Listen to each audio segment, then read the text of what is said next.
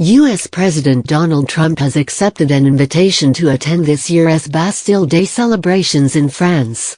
Mr. Trump will join the annual military parade in Paris, which this year marks the 100th anniversary of the entry of the U.S. into World War I. His relationship with President Emmanuel Macron has had a rocky start.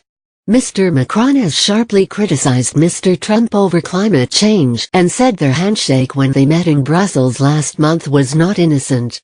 Mr. Trump's acceptance also comes amid confusion over whether he will take up his state visit to the UK.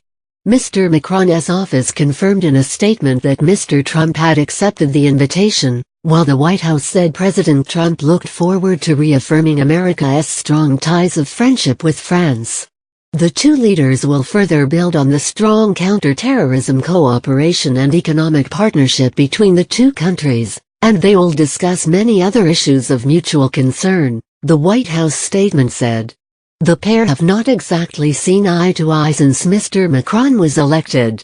The French president has severely criticized Mr. Trump's decision to pull out of the Paris Climate Accord. He commandeered Mr. Trump's election phrase "Make America Great Again," turning it into "Make the Planet Great Again," doing so in one video alongside Arnold Schwarzenegger.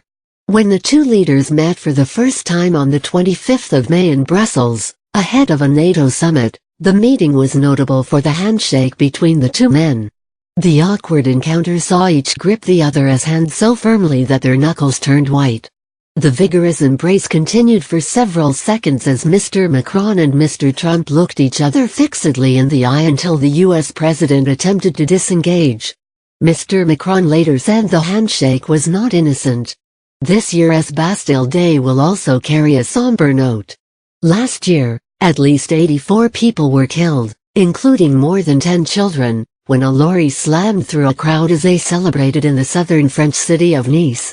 Mr. Trump's acceptance of the French invitation comes as his UK visit remains in the air.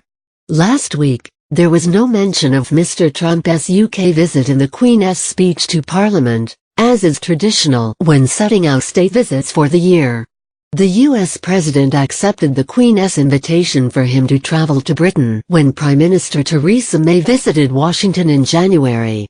But there have been reports that Mr. Trump changed his mind and did not want to visit while there was potential for protests against him.